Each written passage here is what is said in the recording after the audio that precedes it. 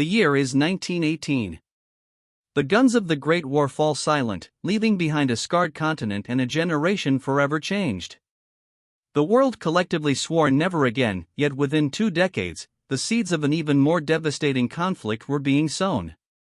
This is not a simple story of good versus evil, but a complex tapestry of broken promises, economic despair, and unchecked ambition. To truly understand World War II, we must first look back at the uneasy peace that preceded it.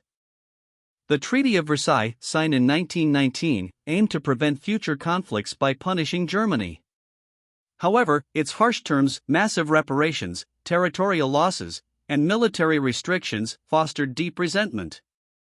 This treaty, intended to bring lasting peace, instead became a potent symbol of humiliation for the German people, creating fertile ground for extremist ideologies to take root in the years that followed. Germany's fledgling Weimar Republic struggled under the weight of these penalties. Hyperinflation crippled the economy, making basic necessities unattainable for many. The sense of national humiliation, coupled with economic instability, led to widespread disillusionment with democratic governance. People yearned for stability, for strength, and for someone to restore Germany's pride. This fertile ground of discontent was soon to be exploited by radical figures promising a return to greatness. Across Europe, new, aggressive ideologies began to emerge. In Italy, Benito Mussolini's fascist party seized power, promoting extreme nationalism and authoritarian rule. In Germany, Adolf Hitler and the Nazi Party, fueled by a potent blend of racial ideology, promises of national revival, and scapegoating, steadily gained influence.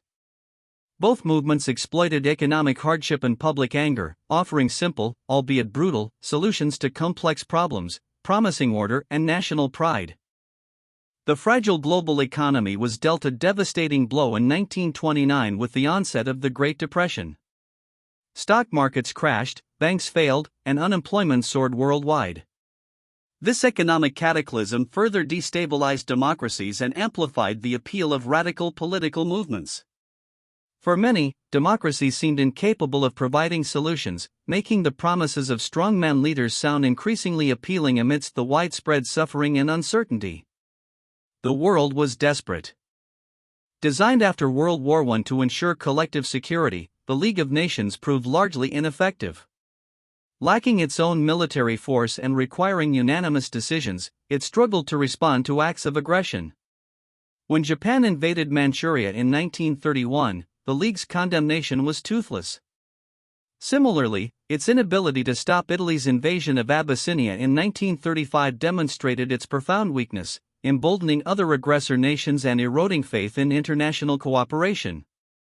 Upon becoming Chancellor in 1933, Adolf Hitler immediately began dismantling the Treaty of Versailles. He withdrew Germany from the League of Nations and initiated a massive rearmament program, rapidly expanding the army, navy, and air force. While ostensibly for defense, these moves openly defied the treaty's restrictions, yet the international community offered little more than mild protests. The policy of appeasement was already taking hold, prioritizing peace at almost any cost. In 1936, Hitler took another audacious gamble, ordering German troops to remilitarize the Rhineland, a region bordering France and Belgium that the Treaty of Versailles had declared a demilitarized zone. This was a direct provocation, and Hitler himself admitted that had France or Britain reacted militarily, Germany would have had to retreat. Yet, neither nation intervened. This inaction solidified Hitler's belief that the Western powers lacked the will to confront him, paving the way for further aggressive actions. As Germany grew stronger, so too did its alliances. In 1936, Germany and Italy formed the Rome-Berlin Axis, an informal alliance based on shared totalitarian ideologies and expansionist goals. Later, Japan would join them, forming the Anti-Comintern Pact, ostensibly against communism, but effectively creating a formidable alliance of aggressive powers. These partnerships solidified a front against the Western democracies and set the stage for a global confrontation, unifying nations with similar ambitions. The Spanish Civil War, erupting in 1936, became a brutal dress rehearsal for the larger conflict to come. Germany and Italy provided significant military support to General Francisco Franco's nationalist forces, testing new weaponry and tactics, notably air power and blitzkrieg strategies. The destruction of Guernica by German bombers shocked the world, offering a grim preview of modern warfare's devastating potential. Western democracies, however, largely remained neutral, unwilling to intervene. Hitler's ambitions quickly turned to Austria, his homeland. Advocating for a union of all German-speaking peoples, he pressured the Austrian government. In March 1938, German troops marched into Austria, facing no resistance. The Anschluss, or annexation, was met with jubilation by many Austrians and merely formal protests from the international community. This unopposed expansion further emboldened Hitler, reinforcing his perception of the Western powers as weak and indecisive. Next on Hitler's agenda was the Sudetenland, a region of Czechoslovakia with a significant German-speaking population. Tensions escalated rapidly, bringing Europe to the brink of war. In September 1938, British Prime Minister Neville Chamberlain and French Premier Édouard Daladier met with Hitler and Mussolini in Munich.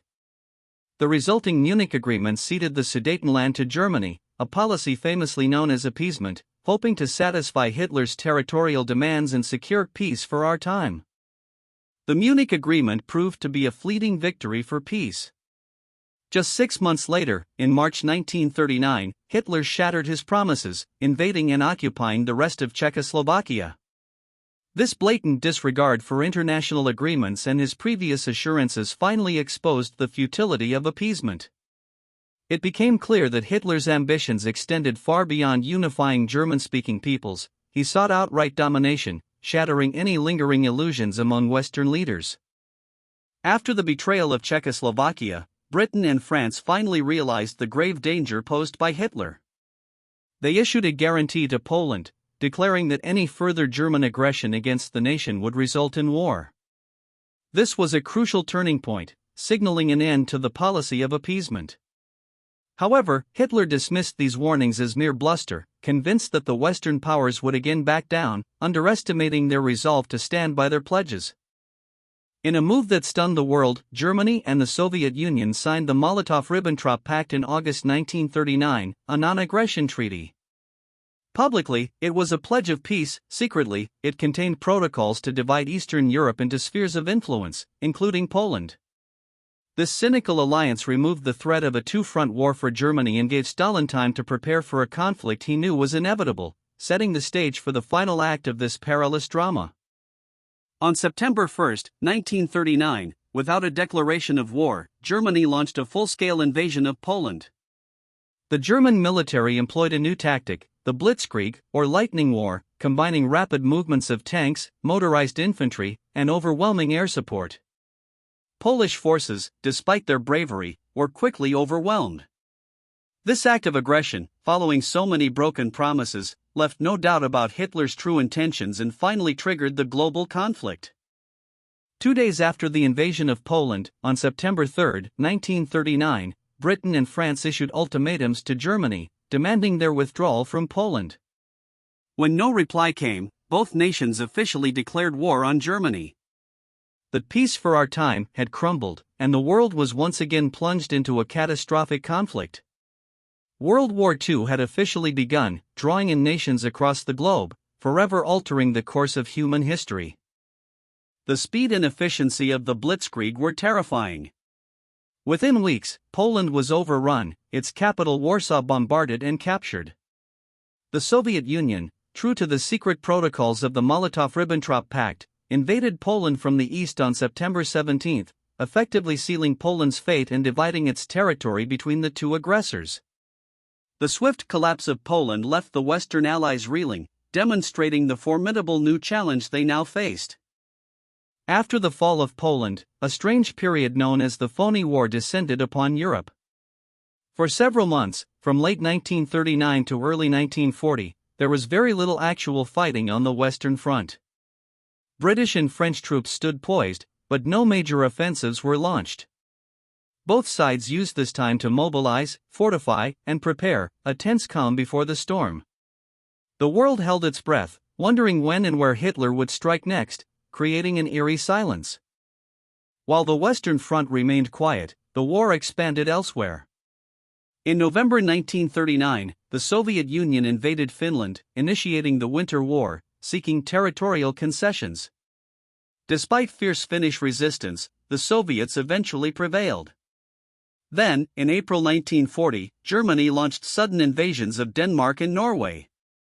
These operations secured vital iron ore routes for Germany and provided strategic naval bases, extending the conflict significantly northwards and shattering the quiet of the phony war.